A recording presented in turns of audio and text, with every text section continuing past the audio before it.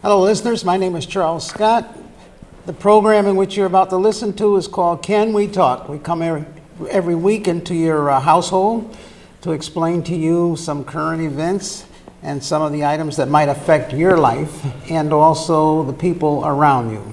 We try to keep it local. In some cases, we hit on national issues, but more than anything, we are a program that sort of builds up interest in some of the things that you might be interested in knowing about or talking about, or maybe we can explain some of these things that are happening around you. I am a real estate broker and owner of Tri-State Realty, and I am in the city of Bridgeport, Waterbury, and in New Haven.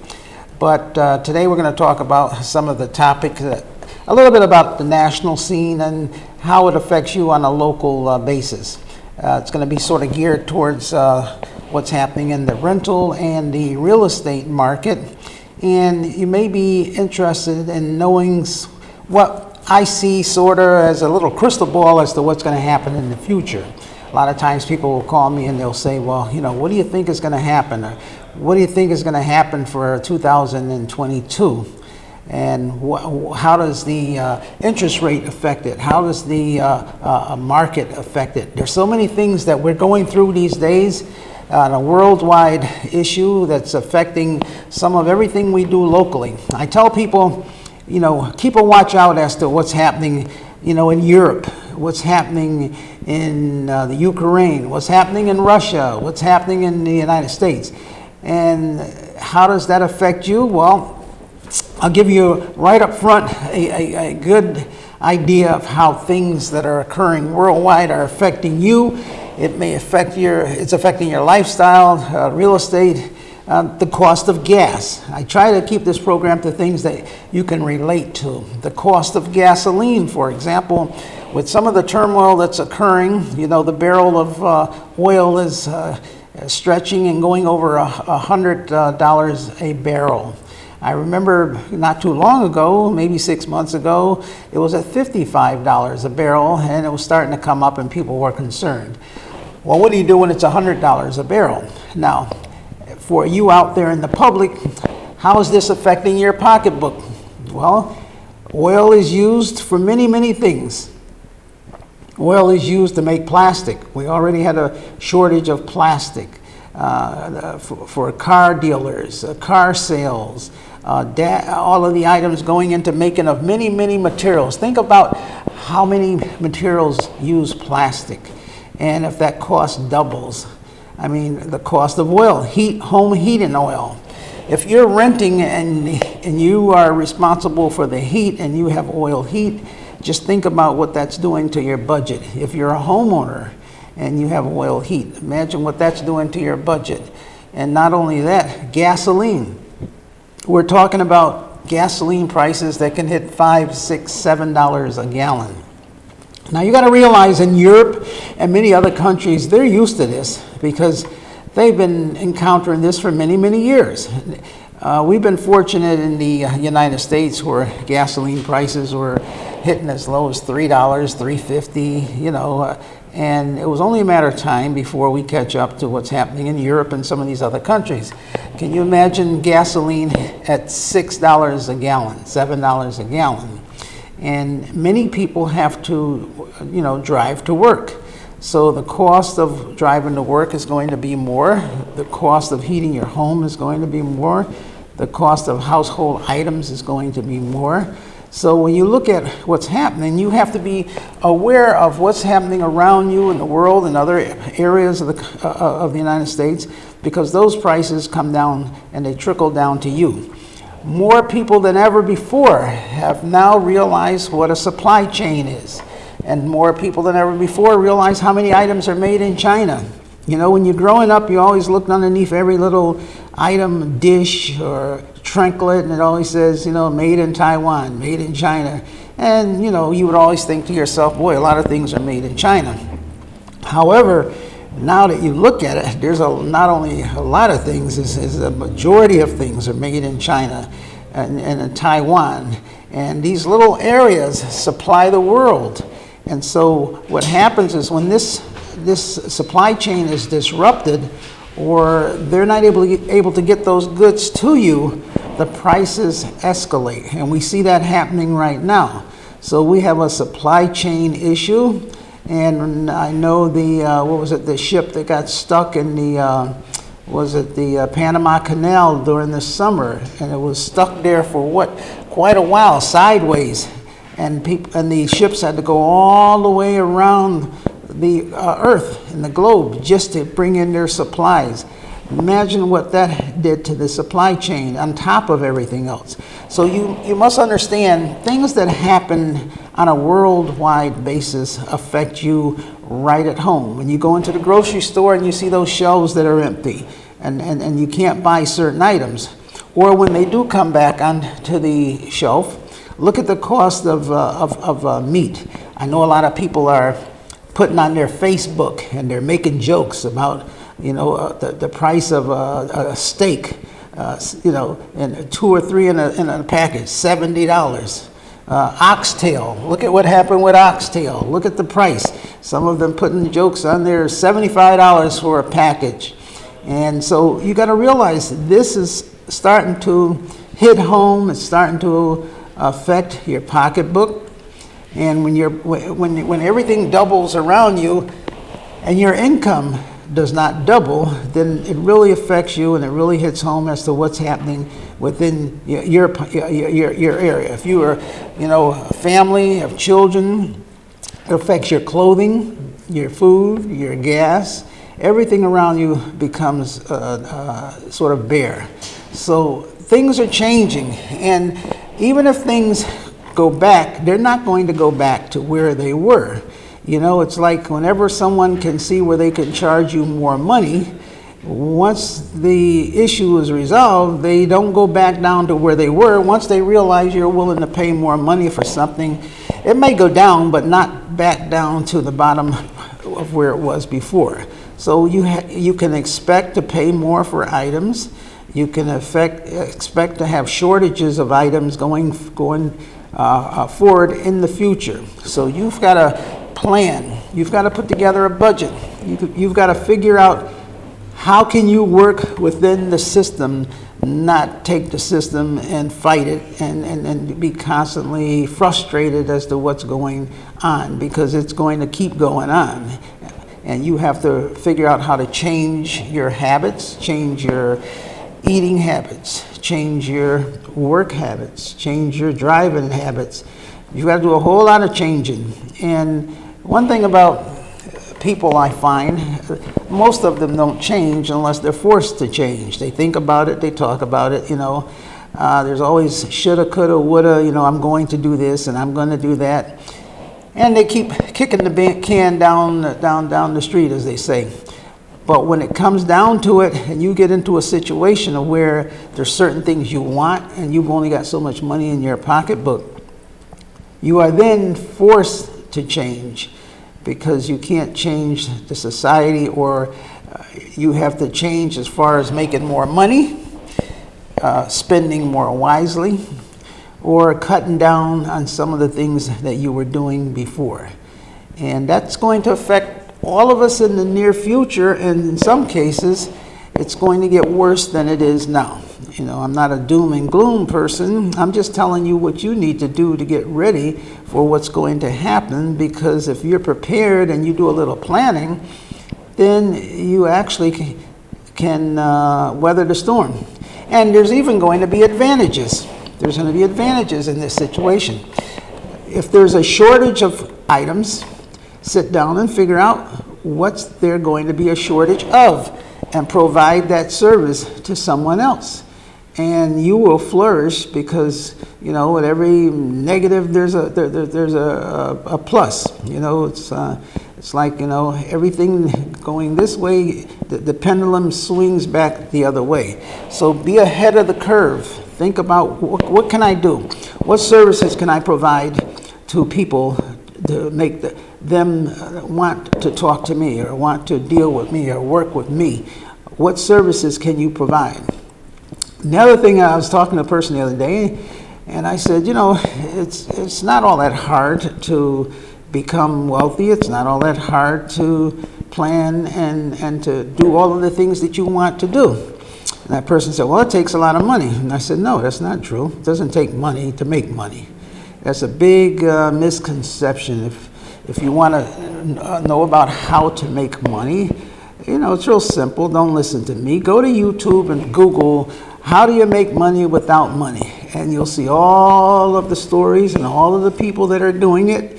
And the first thing they do is they tell you it didn't take money to do this. A lot of them are telling you how they got started. Some of the richest people in the world started out with no money. They were poor. They grew up in poverty. You always hear the stories of all of the millionaires, billionaires, how they got their start. It was poverty. They grew up in the worst part of town with no money, couldn't eat, couldn't do this. But they figured out a way of starting, of providing some services. One of the easiest ways right now that I see is the internet. The internet has opened up a world of opportunities for everyone. Because, I'm amazed, and as old as I am, saying about this subject, we got TikTok. All these young kids are making hundreds of thousands of dollars just by being innovative and coming up with a dance or coming up with a saying or coming up with something that's funny, that people are willing to look at for maybe 15 seconds or 30 seconds. And what did it cost them to do that? Nothing. They didn't have any money. It didn't cost them not one single penny. All they did is come up with an idea, filmed themselves with their cell phone, and uploaded it to TikTok or YouTube, and everybody thought it was funny, and everybody started watching it. Next thing you know, it went viral. It's all across the United States, all across the globe. Now, guess what? Every time somebody watches that video, and it's picked up by YouTube or the internet, then they say, oh, this person's got 1,000 followers, 5,000 followers. That's why they're always talking about hit that like button, because the more people that like it, then the advertisers come in and they start paying that person for every time someone looks at that video. So they may get 7 cents, they may get a nickel, but you take 1 million nickels and put them together, and you do that every day or every week, that person's making $20,000, $30,000, $40,000 a month just by that video, just by that TikTok video. Did it cost them money to make money? Nope. Did they have a cell phone anyway? Yes. Did they have electricity in their home? Yes. So they didn't put any investment out there of $20,000, $30,000, $40,000. So you see, it doesn't take money to make money. It takes an idea, and you have to be innovative. You could give a service. I was talking to a school teacher recently, and she teaches education, and she does part-time work on the side. Teaching. English as a second language and some of the other studies. And she was having trouble paying her bills and everything. I said, well, why don't you start a business? She said, well, I don't have any money to start a business. I don't know how to start a business. I said, well, you're already in business and you're doing it on the side. I said, why don't you go on the internet, get yourself a program, tape yourself, and offer internet services of doing it on Zoom or doing it remotely. Get a background, put a sheet up in the back of your home, in your office, in your house. Put your cell phone there, advertise your services, and have people sign up, Eventbrite, whatever it may be, and charge a fee. And now that's thousands and thousands of people out there that you will be able to attract to your business and charge them a fee. And I said, you're doing it anyway. And I said, what's it take? Half an hour a day, or if you start your classes and put it together? And she started doing that about 3 months ago, and she's making a lot of money, and she can't get over it. And I said, you're doing nothing no more than what you do anyway. It's just a matter of just being creative, and the people all out there need your service. Their children are remote, they're home, some of them have trouble with their studies, and now what you're doing for maybe 10 people in a classroom, you can do 4,000 people out there and charge them a small fee, and look at all the money that you're making just by sitting at home doing that. So it's very easy to get out there and make money without having money. And you can go and, like I said, I'm a big fan of YouTube. Go on YouTube, ask a question, and look up all of these things that you want to do. So with that, hopefully I've told you some things that you can do that you can make some money in the future and get prepared for what's going to happen. Think about yourself. Don't think about, well, you can think about it, I guess, what job do I apply for? Where's the nearest job fair? How much money do I ask for? I need a raise. Raise yourself. Think about what you have to offer. Everyone is unique and everyone has something to offer. When you talk to somebody and they tell you what they do, you're amazed at what they do. And you go, oh, really? And you start becoming inquisitive and you start asking them questions about how do you do this and how do you do that, no matter what they do. They could be a mechanic fixing a car. They could just change oil under a car. And you say, I had my oil changed the other day and this is what happened. What happened here? And you're listening attentively because you want to know what's this person got to tell me. And that person's thinking, well, all I do is this. But what that person does, you don't do. So it's news to you. And that person has information to give. Right now, mechanics fixing cars, they're needed badly. There's a lot of things that, if you're a street sweeper, in other words, where do you buy your brooms? What do you use? What materials do you use? People are interested in what you do. How do you do this? You clean windows. It could be a menial job that you think of as nothing and feel bad for yourself because that's all you can do. And to another person, they're looking for someone that can do that kind of work. And then all you have to do is multiply it. If you clean windows and you clean 1 or 2 windows and you charge $2, but what if you walked around the city and you got 100 people to clean their windows and you went around, let's say, every day or every other day and cleaned all their windows times $2 and you got 100 people and just say $2, $3, you're making $200 to $300 a day just going around cleaning. And how long is it going to take you? And what's it take for someone to just hand $2 to you? Multiply that times 100 times a day. That's $200 times a week. That's $1,000 a week times a year. That's $50,000 a year. What did it take to go into business? A bucket, some water, and some cleaning solution, and a squeegee. So it doesn't take a lot. You don't have to have a PhD. You don't have to have a bachelor's degree. You don't have to have a master's degree in order to make money or to get ahead in life. Education is good, but most wealthy people did not have an education. They had an idea. The idea was born in their garage, in their bedroom, while they were half asleep. They just said, oh, that's a good idea, let me try this. And they kept doing it.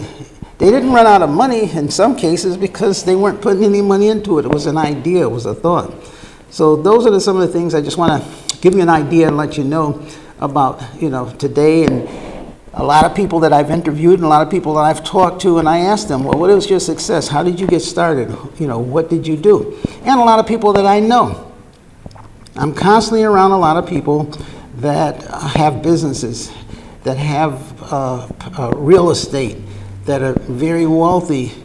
And when I talk to them and we laugh and we talk, they're not, they don't have any degrees. And if you saw them walking down the street, you'd probably figure, let me get away from this person because he's going to ask me for $1. Because when you see them, they don't dress up.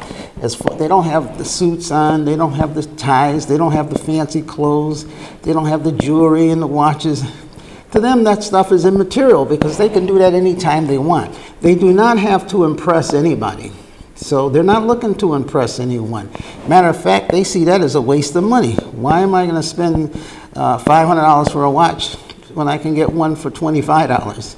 And they both do the same thing. Why am I going to spend money on a big fancy car when I'm going around, working and doing my manual labor, and the car's going to just get all dusty and dirty and concrete or rocks and this and carrying around lumber? I don't need that. I need a pickup truck. I need this. I need that. And when you see them, they're not all dressed up in suits and ties. They got jeans on. And when you look at some of the most wealthy people in the world, what do they wear? When you see them on a stage, they may be talking to billionaires, millionaires, thousands of people out in the audience. They sit on the stage with their jeans and their sneakers on and a t-shirt or just a regular shirt. They don't have to impress anybody. They're not concerned about clothes. When you see someone like a Steve Jobs, you see those people sitting up on the stage, a Microsoft, what's his name, the Facebook founder. They just come out in regular rumpled up jeans, regular pair of sneakers, and they sit up there and they move the world. And you know, Mark Zuckerberg, you know, young kid sits up there looking like someone on hip hop just ran down the street, and you know, not a care in the world. Who's, you know, how many hundreds of billions of dollars is this guy worth?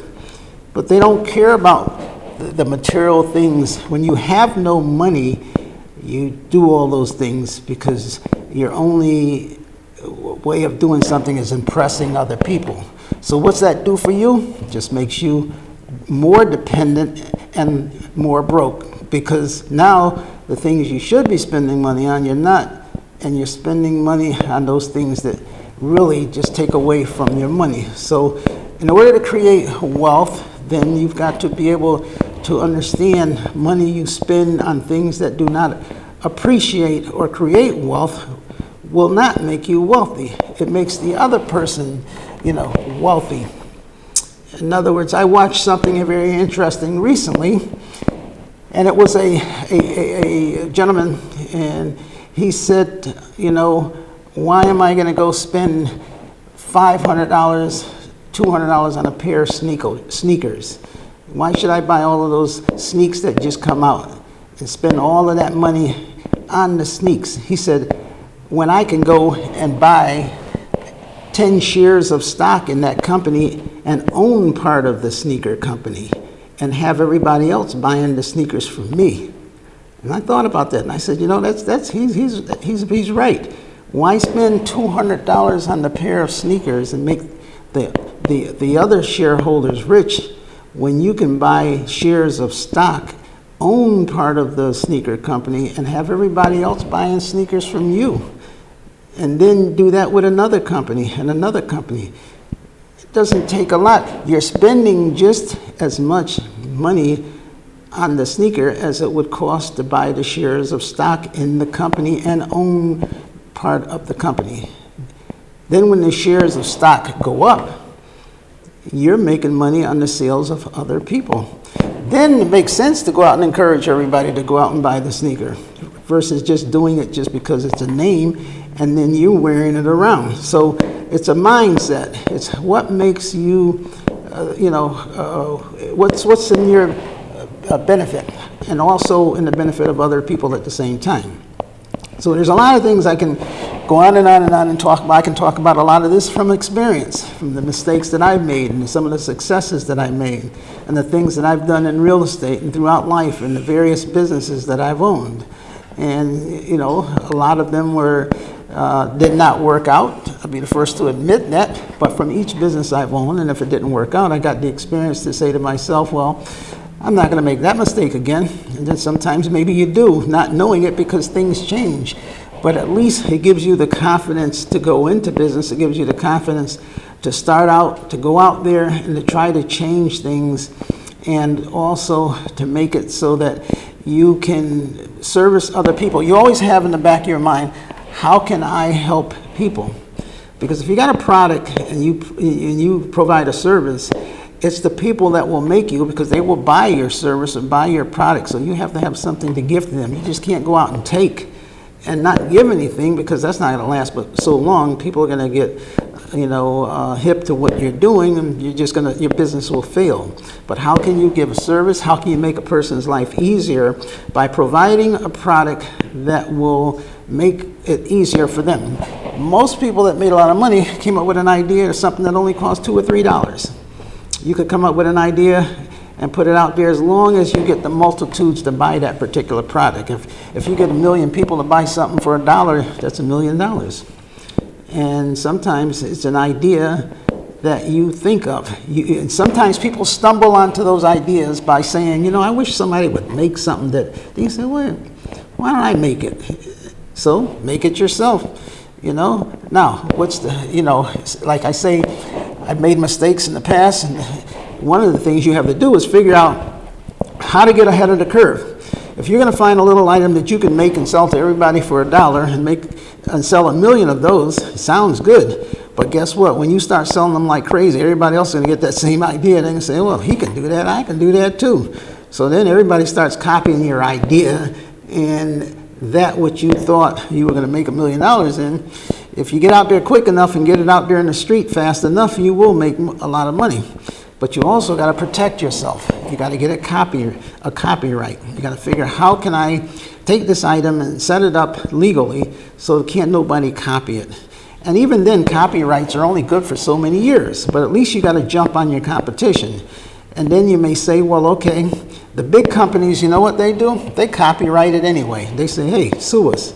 You know, that's a great idea. We're going to take that idea and run with it. By the time you sue us, you don't have money for lawyers and not this and that and everything. So sometimes you got to figure out how to team up with them to put it out there, to distribute that product. And you give them some of the money, they give you some. You know, they don't sue you and you don't sue them. But you know, maybe instead of you getting 30 cents for every item that's sold, maybe you get 15 cents.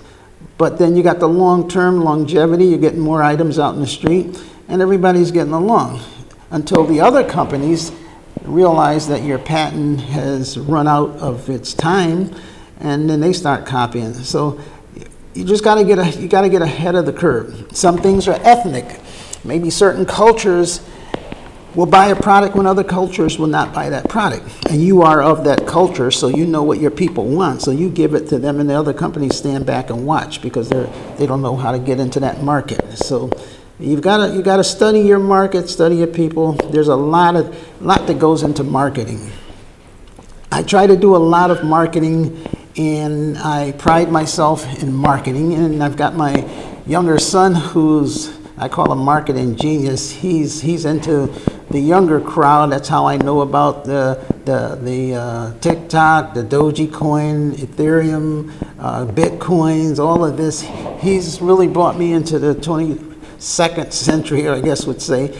But you've got to talk to people. Talk to your kids. You know, that's a wealth of opportunity. Talk to your children. They know so much about what's wanted and what's needed out there and how to do these things. You know, I talked to one mother some time ago. All my son does is stay in that room on the video games. I'm so tired of that. I sent him to college, and that's all he does. Guess what? Those kids on those video games are making millions of dollars now by gaming. And they come out of those rooms, and they're making hundreds of thousands of dollars. So you got to realize there's something in everything. Don't discount things. So hopefully today I gave you an idea of how you can make some money. You don't, remember, take this away from this conversation today. You don't need money to make money. Money makes money. So again, my name is Charles Scott. I'm with Tri-State Realty. If you're looking, to sell a house, buy a house, investments, real estate, give me a call. I've been around for 37 years, seen a lot and do a lot, and maybe I can help you with some of my knowledge. Until next week, God bless.